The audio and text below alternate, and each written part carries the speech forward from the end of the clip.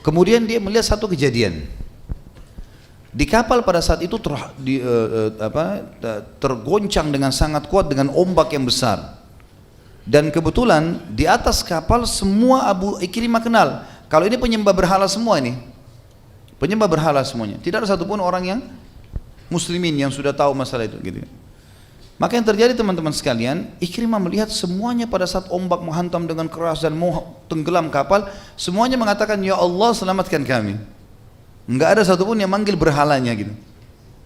Maka Ikrimah berkata, tentu yang akan menyelamatkan di lautan, dia akan selamatkan di daratan. Berarti yang Muhammad panggil benar ini gitu kan.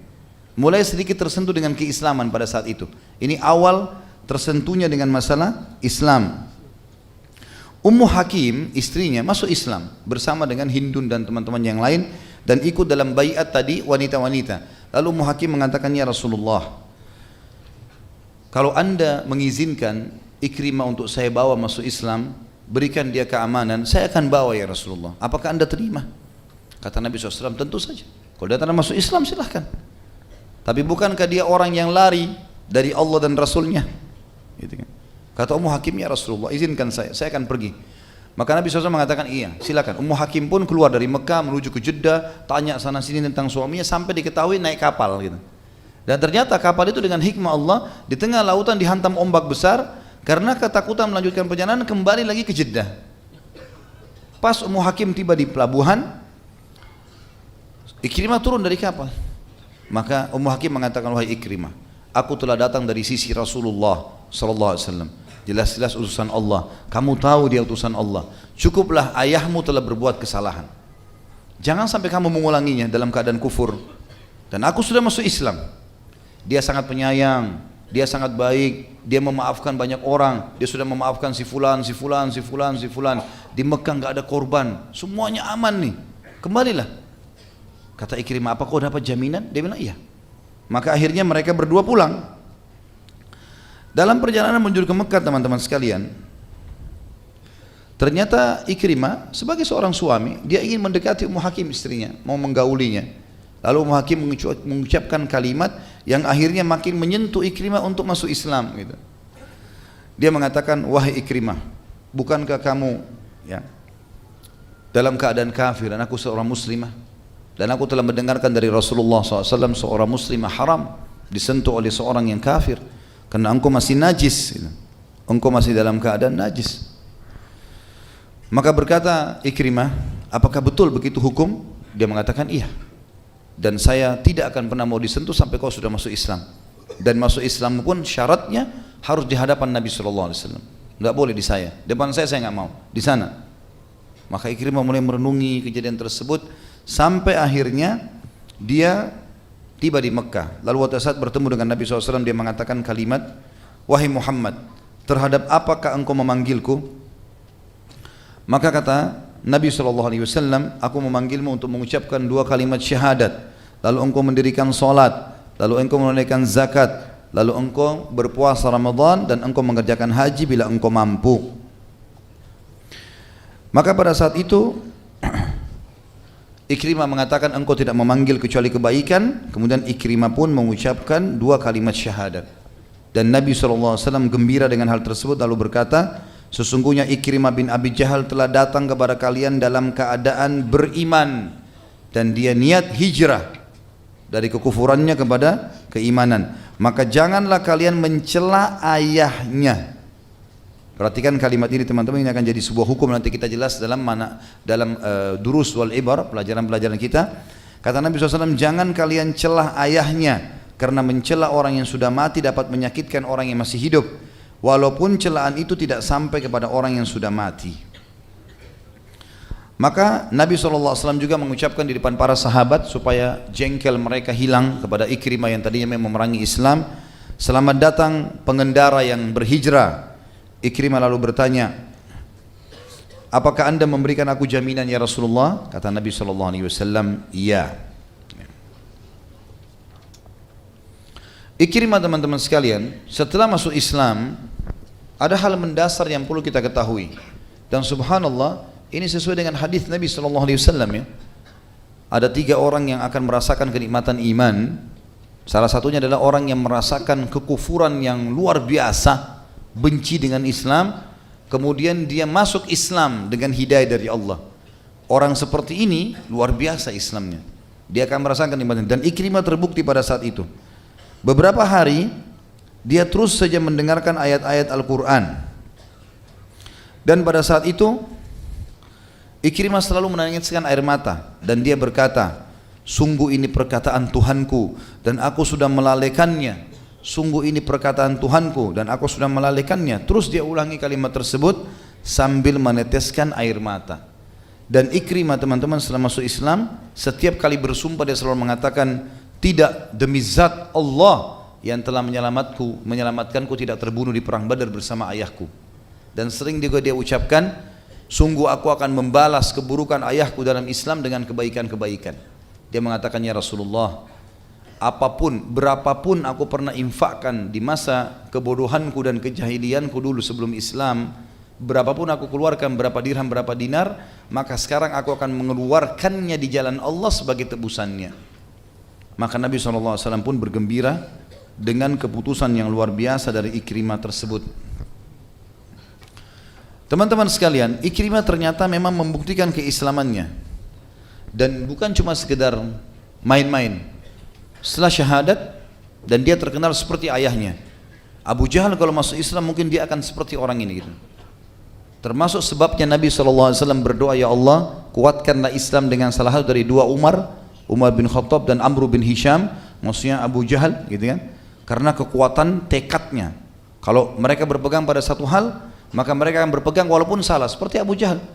Walaupun dia salah tetap bertahan sampai mati gitu kan. Sayangnya dia ke situ arahnya. Maka kalau dapat hidayah ini luar biasa, dan Ikrimah buktikan itu. Kata para ahli sejarah, Ikrimah ini adalah ciplakannya Abu Bakar, ciplakannya Abu Jahal. Maka dia berkata, ya Rasulullah, pertama sekali di depan para sahabat setelah syahadat, setelah dia mengucapkan berapapun yang aku pernah infakkan untuk memusuhi ya Rasulullah sebelum Islam, aku akan keluarkan sekarang sejumlah itu semuanya untuk menebusnya. Dan dia mengatakan, ya Rasulullah, maafkanlah semua perbuatanku yang pernah aku buatkan di hadapan anda. Ucapankah, perbuatankah, tatapan matakah, sentuhan tangankah, prasangka-prasangkakah? Ya Rasulullah, mohon kepada Allah untuk itu. Maka Nabi SAW berdoa dengan doa yang mulia di hadapan semua sahabat, ya Allah, ampunilah setiap permusuhan Ikrimah yang dilakukannya terhadapku. Setiap jejak langkahnya yang ia inginkan untuk memadamkan cahayamu. Ampunilah setiap perkataan yang ia ucapkan guna merendahkan martabatku, baik ketika ia berada di hadapanku maupun ia tidak di hadapanku. Maka Ikrimah pun bersyukur kepada Allah dengan doa tersebut yang menandakan berarti dia telah lepas dari apa yang sedang menimpa dirinya dari bahaya yang. Ikrimah radhiyallahu anhu setelah masuk Islam, selain memang dia sering menangis kalau setiap lihat Al-Quran, dia angkat Al-Quran yang ada di pelapa kurma, ditaruh di dadahnya, ditaruh di mukanya sambil menangis di depan orang. Dan memang dia bukan buat-buat, dia mengatakan, ini perkataan Tuhanku yang aku lalaikan, ini perkataan Tuhanku yang aku lalaikan, terus saja begitu.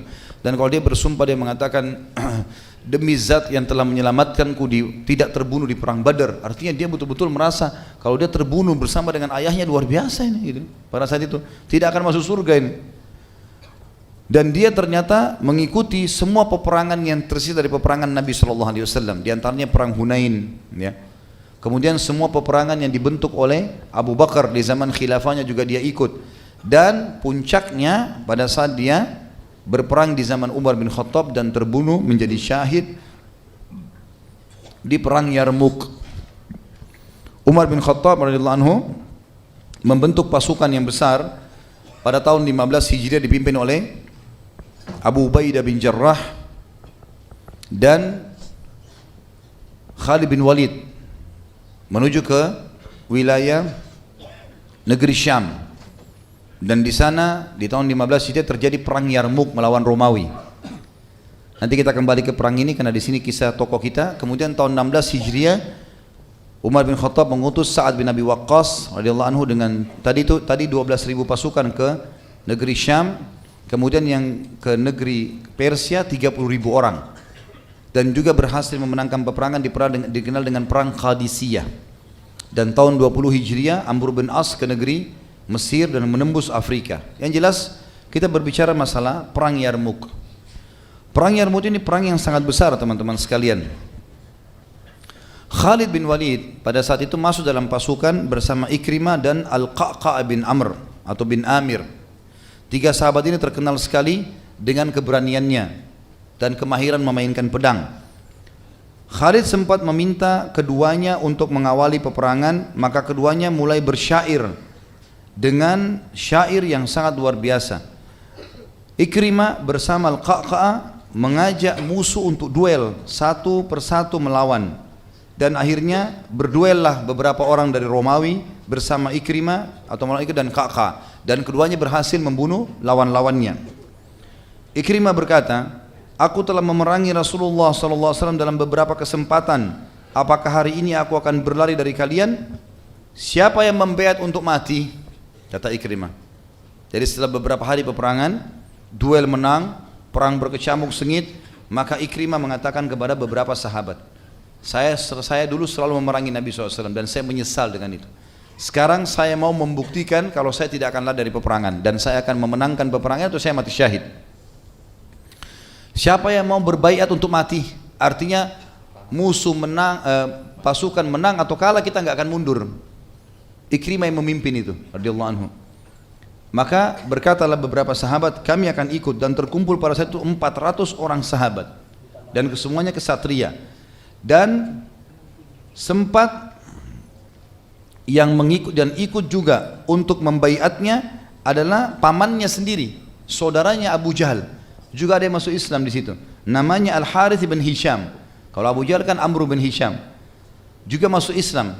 Ya, setelah Ikrimah, dan Ikrimah mengajaknya. Juga ada yang ikut Dirar bin Azwar, dan juga Dirar bin Azwar salah satu tokoh Quraisy yang membaiat juga untuk mati, berperang sampai mati bersama Ikrimah.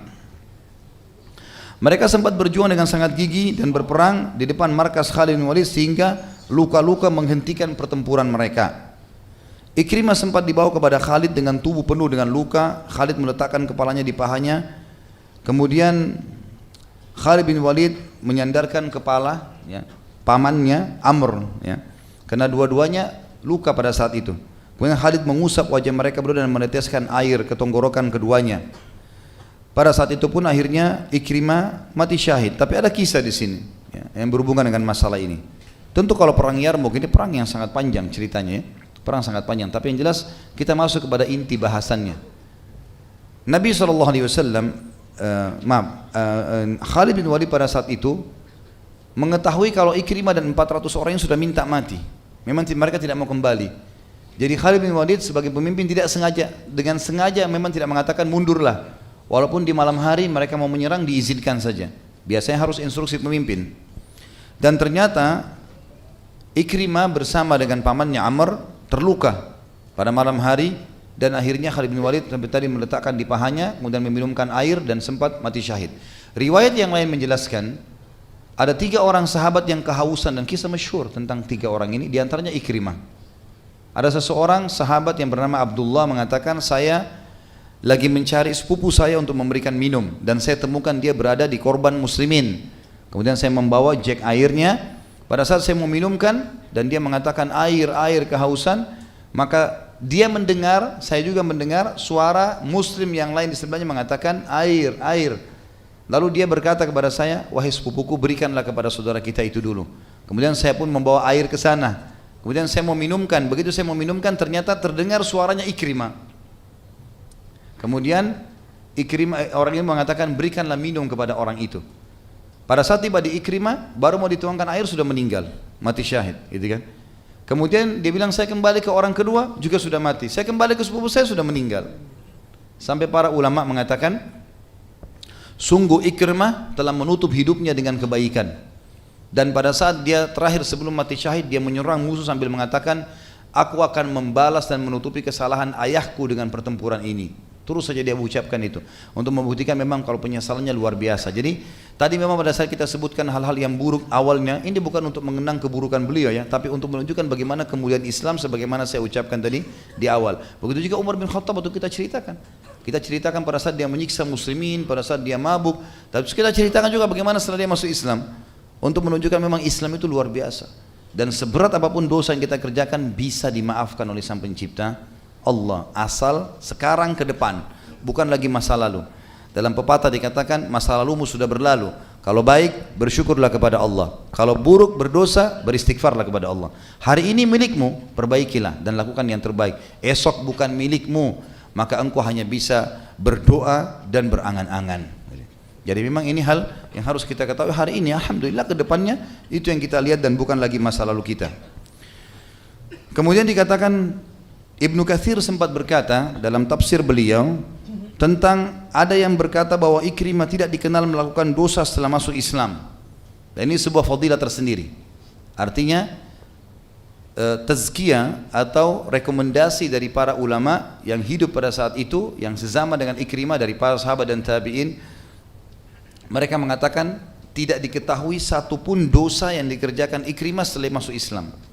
Satupun tidak ada. Jadi semuanya kebaikan-kebaikan. Imam Syafi'i rahimahullah berkata, Ikrimah berjuang dengan sangat baik setelah masuk Islam. Abu Ishaq As-Subai'i juga berkata rahimahullah, di perang Yarmuk Ikrimah turun, maka dia berperang dengan sengitnya. Kemudian dia gugur sebagai syahid. Di tubuhnya terdapat sebanyak 70 lebih luka, berupa tusukan tombak, lemparan anak panah, dan tebasan pedang.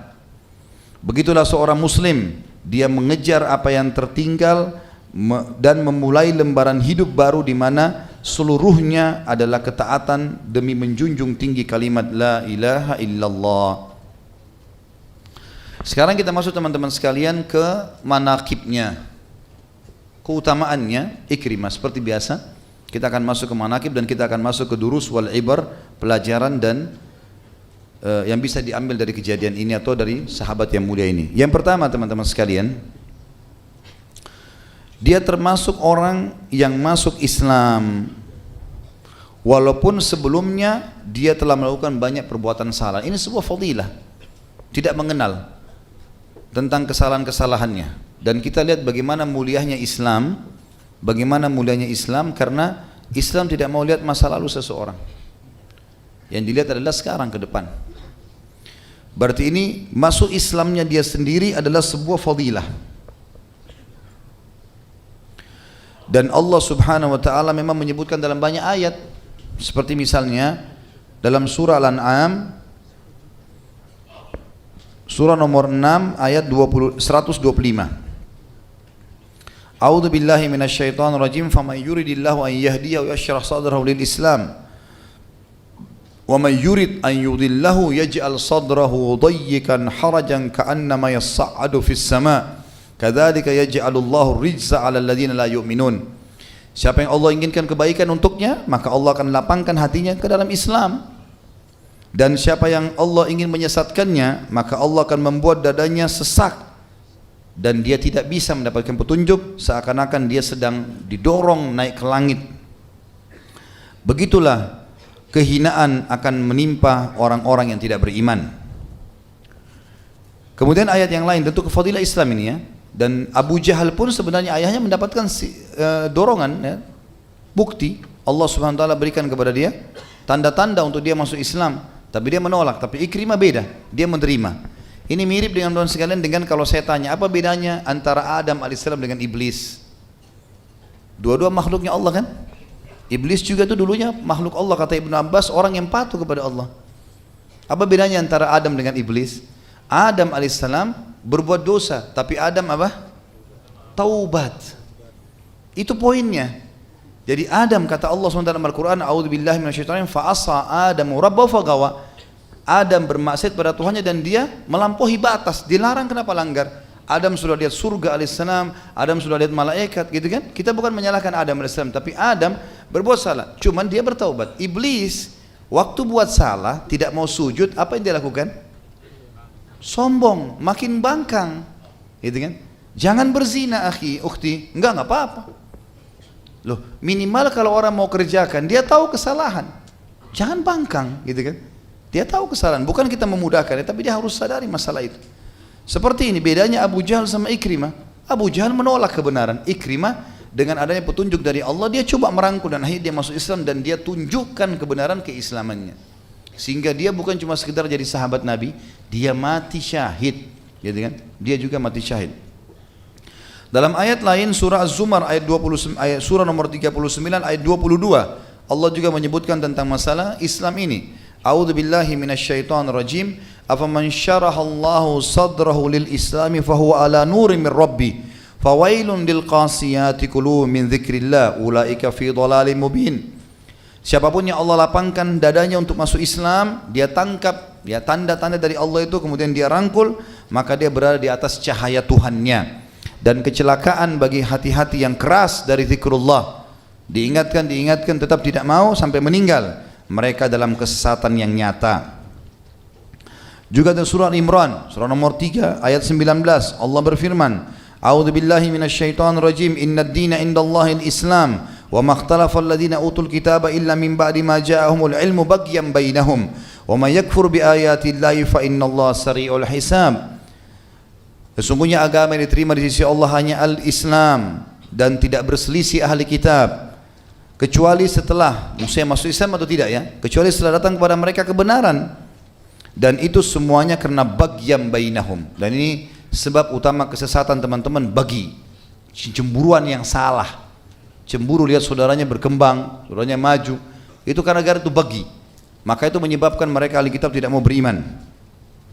Dan siapa yang kufur kepada ayat-ayat Allah maka Allah sangat cepat hisabnya.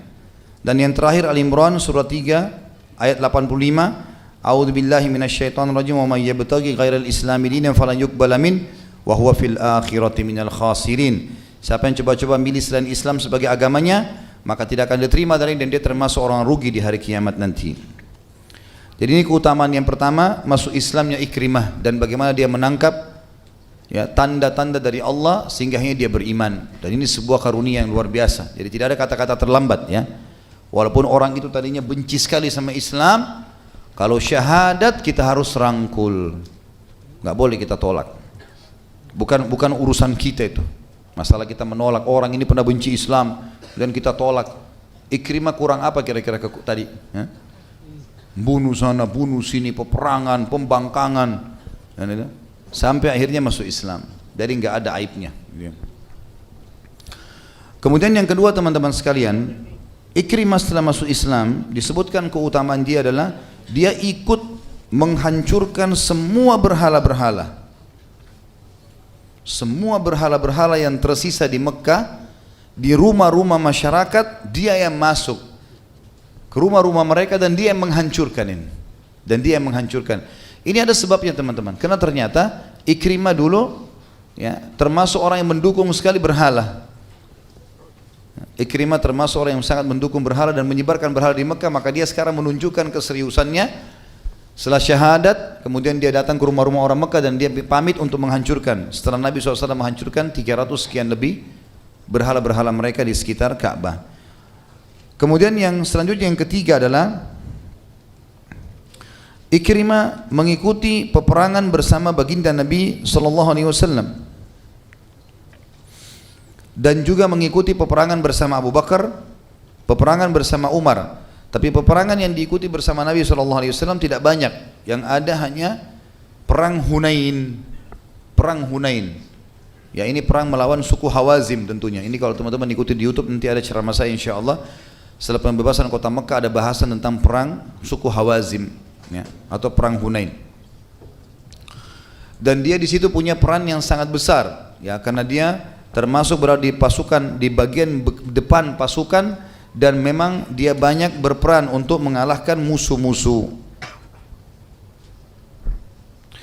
Kemudian selanjutnya yang keempat adalah Nabi SAW setelah melihat keseriusannya dalam Islam, maka pernah menugaskan Ikrimah di musim haji, terutama di Haji Wada, untuk mengumpulkan zakat. Dan dia menyempurnakan tugasnya.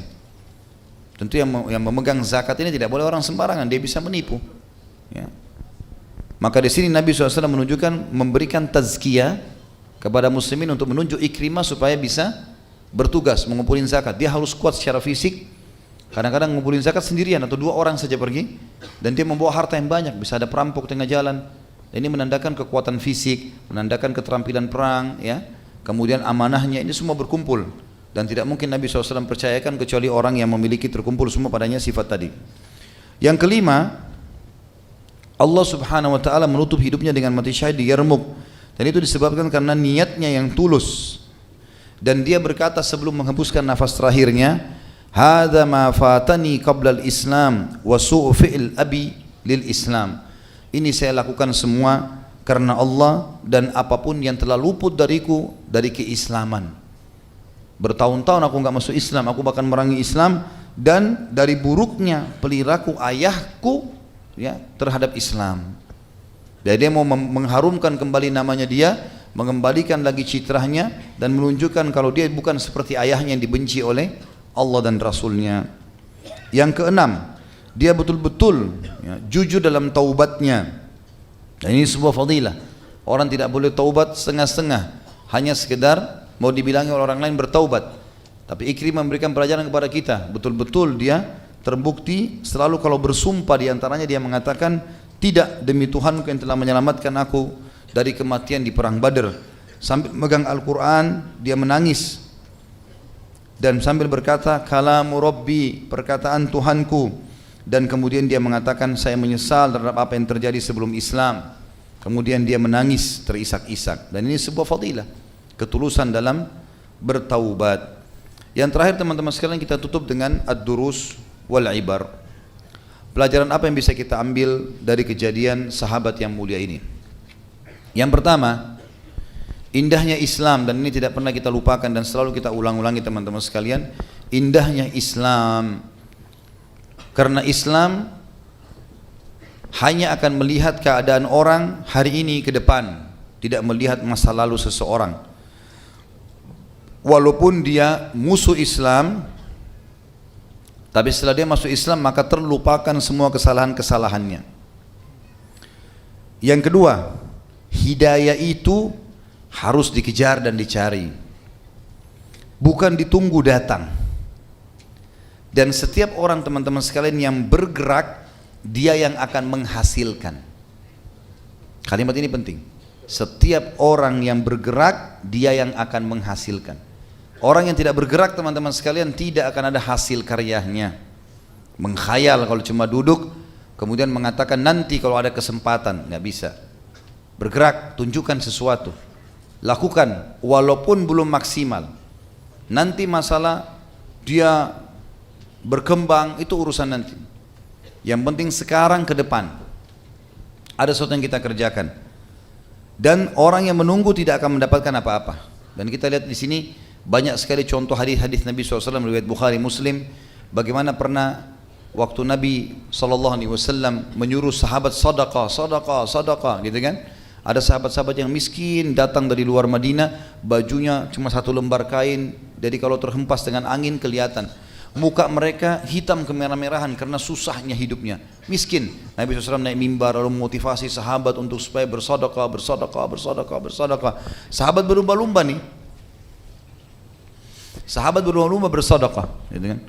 Sampai maksudnya di sini Nabi SAW motivasi agar sahabat berlumba-lumba bersedekah. Ternyata teman-teman sekalian, pada saat Nabi SAW sudah mengatakan bersedekahlah dan selamatkan diri kalian dari api neraka walaupun dengan secuil kurma. Artinya kalau di rumah kalian ada 1 kurma, cuma bisa disedekahkan secuil kuku kecil, nggak apa-apa, sedekahin. Selamatkan diri kalian itu. Kalau tidak punya, minimal dengan kalimat yang baik. Artinya sampaikan, doakan saudara kita yang miskin itu supaya mereka dikeluarkan dari masalahnya. Lalu ternyata ada satu sahabat, waktu itu dia buka surbannya, dia letakkan di lantai masjid, kemudian dia menaruh sumbangannya, mengatakan, ya Rasulullah, ini di jalan Allah. Tapi saya tidak temukan namanya sahabat ini tentunya. Yang jelas satu orang sahabat berinal mengatakan atau meletakkan itu. Lalu yang lainnya pada ikut-ikutan meletakkan itu. Apa kata Nabi SAW? Man dalla ala khairin kana lahu mithlu ajri fa'ili min ghairi an yanqus min ajri fa'ilihi syai'a. Siapa yang menunjukkan kebaikan, dia akan dapat pahala orang yang mengikutinya tanpa dikurangi sedikit pun dari pahala orang yang mengikutinya.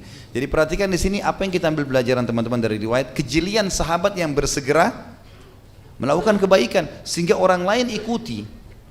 Bergerak. Dalam pepatah bahasa Arab dikatakan taharrak fa inna fi harakati barakah. Bergerak, buat sesuatu, lakukan. Jangan cuma nunggu saja. Hasil kerja orang yang kita mau banggakan tidak ada gunanya. Dulu ibu saya rajin baca Quran, itu ibumu. Kamu bagaimana? Dulu ayah saya rajin sholat malam, itu ayahmu. Kamu bagaimana? Adik saya hafal Quran, adikmu. Kamu bagaimana? Dalam pepatah bahasa Arab juga lain dikatakan laisal fata man yaqulu kana abi kada wa kada. Walakinnal fata man yaqulu ha ana dza. Bukan seorang anak muda yang cerdas yang mengatakan dulu ayahku begini dan begitu, tapi dia yang cerdas adalah yang mengatakan ini loh saya sekarang, ini hasil saya. Ingat sekali lagi, petunjuk, pahala didapatkan dengan bergerak, bekerja, bukan dengan malas-malasan. Ini poin penting. Dan itu yang Ikrimah lakukan. Setelah dia masuk Islam, dia tunjukkan itu, dia bergerak, dia ikut berjihad sampai terbunuh mati syahid. Yang ketiga, taubat adalah jalan pintas untuk menuju kepada keselamatan, dan dia membersihkan semua masalah yang lalu-lalu. Taubat ini teman-teman sekalian sebuah, kalau saya bahasakan, kapal yang akan menyelamatkan kita di lautan yang luas dan kita tidak punya pegangan yang lain. Itu taubat. Hanya dengan menyesali, ya, tinggalkan dosa, sesali, janji sama Allah tidak ulangi. Detik itu kita meninggal, maafkan sama Allah, masuk surga. Kenapa nggak mau taubat ini? Kalau ada orang mengatakan kan mudah taubat Ustaz, nanti aja kita taubat. Baik, daripada antum terjerumus dalam dosa, lebih baik isi dengan amal soleh. Lebih baik isi dengan amal soleh. Daripada 3 jam bersihnya di hotel, lebih baik pakai 3 jam pengajian. Artinya lebih baik kepada ini. Walaupun nanti dia terbuka pintu taubatnya, karena orang yang 3 jam pada saat kita lagi zina di hotel itu, dia pakai 3 jam itu ibadah kepada Allah, dia lebih tinggi dari kita derajatnya, padahal kita bisa buat hal yang sama kan? Dan setiap kali mau berbuat dosa tanya begini, kalau saya tidak lakukan kenapa? Tanya diri sendiri. Diajak berzina, kalau saya tidak lakukan kenapa? Enggak apa-apa, mata kita enggak buta, tangan enggak putus, kaki enggak putus, enggak apa-apa. Malah nyaman, gitu kan? Diajak oleh teman-teman ke diskotik, kita enggak pergi. Kenapa kalau enggak pergi? Enggak ada apa-apa. Minum susu hangat, tidur cepat, bangun sholat tahajud, bagus. Iya kan? Lah ya, coba renungi deh. Artinya larikan kepada hal yang positif, gitu kan? Kadang nggak ada waktu teman-teman. Ada waktu kita untuk bermain-main, ada waktu umur jalan terus. Sampai kapan kita mau? Kita mau hidup terus? Nggak mungkin. Lagi menuju ke akhirat dan rugi. Nanti di akhirat nyesal loh kalau kita setengah-setengah nih. Karena derajat yang tinggi bisa kita dapatkan hanya karena kita malas saja tidak dapat. Gitu kan? Sampai dalam sebuah hadis qudsi, hadis sahih riwayat Bukhari Muslim, Nabi SAW bersabda, Allah berfirman, Allah akan berbicara, Nabi SAW mengatakan Allah berbicara dengan seorang penghuni neraka yang paling rendah siksaannya. Artinya dianggap paling rendah ini berat sekali. Karena ada hadis lain yang berbunyi juga bahwasanya orang, hadis sahih riwayat Muslim, hadis riwayat Bukhari Muslim, orang yang paling rendah azabnya adalah Abu Talib, karena diberikan 2 sendal dari api neraka yang membuat otaknya mendidih. Tapi hadis ini menjelaskan kepada kita, Allah bicara dengan orang yang paling rendah siksaan di neraka lalu berkata padanya, kalau seandainya sekarang ini kau punya dunia dan seluruh isinya, dunia dan seluruh isinya, semua kau milikin, seluruh negeri ini, seluruh benua punya dia, semua hewan-hewan punya dia, semua pohon-pohon punya dia, udara, api, semua punya dia. Apa kau mau tebus siksaanmu di neraka dengan itu? Kata dia, iya ya Allah. Kalau saya punya semua saya bayar, yang penting saya selamat dari neraka. Kata Allah, saya dulu minta sama kau waktu di dunia lebih rendah daripada itu. Tidak menyekutukanku, tidak sembah selain aku, patuh padaku, hanya itu. Tapi kau tolak dan kau tetap memilih untuk kufur. Gitu. Jadi sebenarnya Allah minta sesuatu yang sederhana loh ya. Hanya patuh, itu saja. Nikmati yang halal, tinggalkan yang haram. Kenapa tidak dilakukan? Padahal perbuatan ketaatan Allah suka, janjinya Allah besar, dibuat manusia suka.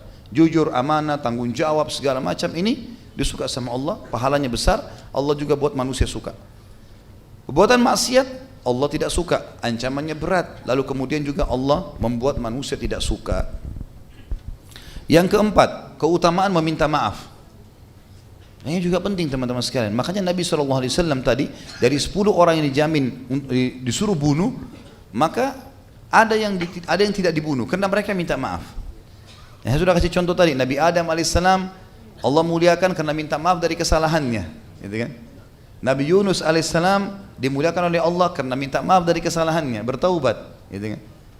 Kemudian kita lihat sahabat-sahabat diantaranya tokoh kita hari ini salah, dosa apa yang tertinggal Ikrimah belum lakukan, tapi minta maaf kepada Allah, minta maaf dengan Rasulullah SAW pada saat itu, lalu menunjukkan kebaikan, maka dapat. Ini fadilah besar sekali. Fadilah meminta maaf dan memaafkan ini adalah sebuah perintah dalam agama, dan Allah mengatakan dalam Al-Quran, A'udzubillahi minasyaitonir wal afina 'anil nas wallahu yuhibbul muhsinin, dan orang yang suka memaafkan orang lain, dan Allah suka dengan orang berbuat kebaikan, ya. Kemudian juga yang kelima adalah fadilah keseriusan orang yang mengerjakan kebaikan dalam Islam untuk menutupi kesalahannya yang lalu. Seperti misal, kalau kita dulu sering berinfak mentraktir teman-teman ke diskotik misalnya, atau berzina, ada orang begitu subhanallah, diajak teman-temannya pergi ke puncak, pergi kemana, ajak teman-teman main berzina, dia yang biayai. Baik, anggap itu masa jahiliyah, kita pernah lakukan dulu, masuk ke diskotik, bayarin teman-teman khamernya atau apa saja. Perhatikan pelajaran dari Ikrimah. Ikrimah mengatakan, pertama sudah syahadat ya Rasulullah, aku akan mengeluarkan setiap dirham dan dinar yang aku keluarkan untuk memusuhi anda dan Islam sebelum ini, sejumlah itu untuk membersihkan yang lalu. Sekarang kita bisa lakukan hal yang sama. Coba keluarkan, sedekahkan di jalan Allah, kira-kira senilai yang kita ingat untuk membersihkan yang lalu-lalu. Dan kata ulama ini termasuk kesempurnaan dalam taubat, ya. Bukan cuma pengucapan lisan, tapi bagaimana memperbaiki perilaku. Dulu buruk, sekarang jadi baik. Dulu Ikrimah merangi Islam, sekarang dia membela Islam dengan peperangan. Dulu dia berinfak untuk memelangi Islam, sekarang dia berinfak untuk mendukung Islam. Jadi perbuatan hal yang sama dibalas, gitu. Ini termasuk pelajaran yang juga bisa diambil dari sini. Kemudian yang keenam, bagaimana karunia Allah yang maha agung, dan bagaimana Allah subhanahu wa ta'ala sangat dermawan, ya, mulia, sampai-sampai Ikrimah yang tadinya betul-betul membenci Islam masih diterima oleh Allah subhanahu wa ta'ala. Bahkan pernah ada riwayat, dalam riwayat Bukhari, pernah ada seseorang yang suka mengganggu Musa alaihissalam. Musa diganggu terus setiap hari, cacimaki Musa alaihissalam, cacimaki Taurat, cacimaki Allah. Sampai Nabi Musa jengkel sama orang ini bertahun-tahun ini, nggak selesai-selesai ini, terus mencaci maki. Nabi Musa sabar, terakhir Nabi Musa sudah nggak sabar. Ya Allah, ambil alih orang ini. Jibril datang, hai Musa, Tuhan mengirim salam, Allah kirim salam padamu dan mengatakan kepadamu, hukuman orang ini di tanganmu, terserah, kau mau apakan saja bisa. Minta apa saja, minta Allah turunin petir, bakar dia terbakar, minta dimatikan tiba-tiba silakan, minta apa saja. Bumi tenggelamkan. Subhanallah, malam hari Nabi Musa berdoa. Besok pagi Nabi Musa keluar rumah, ketemu orang ini, caci maki lagi, ya, benci sama Musa AS. Nabi Musa sudah tidak sabar, sudah dapat izin tadi malam, maka Musa mengatakan, ya ard khudhi, wahai bumi tenggelamkan orang ini. Tenggelam, dan Allah dengan kemahamurahannya menenggelamkan orang ini yang benci sama nabinya, benci sama Allah, mencaci maki Allah, caci maki Taurat, ditenggelamkan cuma sampai lututnya. Orang itu tidak bisa gerak. Lalu dia mengatakan, Musa maafin saya. Kata Musa, sudah telat, nggak ada lagi maaf. Ya Allah, ya bumi tenggelamkan dia. Ditenggelamkan sampai perutnya, belum tenggelam semua. Hai Musa, maafkan, saya akan beriman padamu. Musa mengatakan, dusta, saya nggak ngerti, saya nggak mau tahu. Hai bumi tenggelam sampai tenggorokannya, masih bisa ngomong, Musa maafkan, nggak mau. Musa mengatakan, hai bumi tenggelamkan sampai tenggelam. Dalam riwayat Bukhari, kata Nabi SAW, Allah mengutus Jibril lalu berkata, hai Musa, ma aqsa qalbuk, sungguh keras hatimu itu, ya? Kalau seandainya, kata Allah, Jibril mengatakan, Allah mengatakan, kalau seandainya dia mengucapkan pada saya maaf dari awal sekali sebelum kakinya tenggelam, saya sudah maafkan. Kenapa kau harus dendam seperti itu? Maka ini sebuah fadilah sebenarnya dalam Islam, ya. Jangan selalu dendam dengan orang. Kalau orang sudah minta maaf, sudahlah, selesai. Untuk apa kita simpan-simpan? Toh Allah SWT juga akan memaafkan kita. Saya juga pernah sebutkan kisah Muslim bin Abi Muslih, sepupu Abu Bakar radhiyallahu anhu ajma'in, yang pernah dibiayai oleh Abu Bakar hidupnya. Tapi ternyata waktu tersebarnya fitnah zinanya Safwan dan Aisyah radhiyallahu anha ajma'in, maka muslim termasuk orang yang menyebarkan isu. Waktu Abu Bakar tahu radhiyallahu anhu, Abu Bakar berhentiin nafkahnya, nggak ada lagi bantuan tiap bulan. Abu Bakar nggak mau salam sama dia, gitu kan? Ini orang ini sudah dibantu kok gini, malah nyebarin fitnah keluarganya lagi. Maka turun firman Allah dalam surah An-Nur, ala tuhibbuna an yaghfirallahu lakum? Tidak maukah kalian Allah mengampuni kalian dengan memaafkan orang lain? Tuh, ayat ini turun kepada Abu Bakar. Abu Bakar mengatakan, tentu saya mau Tuhanku. Lalu Abu Bakar sebagai bukti dia mengucapkan kalimat depan Musli bin Abi Musli, saya sudah maafin kamu. Nafkahnya dikembalikan oleh Abu Bakar. Gitu. Tapi memang sudah begitu dalam Islam. Kita disuruh memaafkan teman-teman sekalian. Allah saja memaafkan, bagaimana dengan kita? Dan yang terakhir, yang ketujuh adalah bagaimana fadilah jihad, perang ya, dalam Islam, dan bagaimana fadilah mati syahid yang sudah sering kita ulang-ulangi tentunya teman-teman sekalian, dan tidak kita ulangi lagi pertemuan sekarang. Bagaimana Islam itu sangat memotivasi untuk seseorang berjihad, dan bagaimana Ikrimah bin Abi Jahal yang begitu masuk Islam sudah mendapatkan informasi dan mereka tidak menunda lagi. Cuma saya menyebutkan sebuah kata saja, bila Allah mudahkan satu waktu ada jihad yang benar sesuai dengan Al-Quran dan Sunnah, memang ada panduannya, memang ada penyebab-penyebabnya, maka jangan tunda teman-teman sekalian, karena memang mati akan datang dimanapun kita berada, kapanpun, dimanapun. Kita sedang ada di rumah, di ranjang atau di medan perang, tetap akan mati. Dan Islam mengajarkan kita untuk mati syahid. Serta yang kedua yang perlu digarisbawahi, orang kalau terbunuh oleh musuh, maka tidak lagi dia rasakan apa yang sedang dilakukan oleh musuh tersebut. Misalnya tusukan, misalnya bom, misalnya tembakan. Karena mereka hanya merasakan satu, sakaratil maut.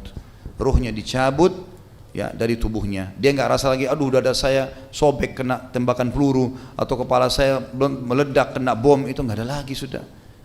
Kita cuma lihat malaikat maut cabut ruh kita, selesai ya. Kalau orang mukmin maka akan mudah seperti air dari mulut kendi. Dan kata Nabi SAW, semua orang merasakan sakaratul maut kecuali syahid yang hanya merasakan seperti gigitan semut saja, gitu kan?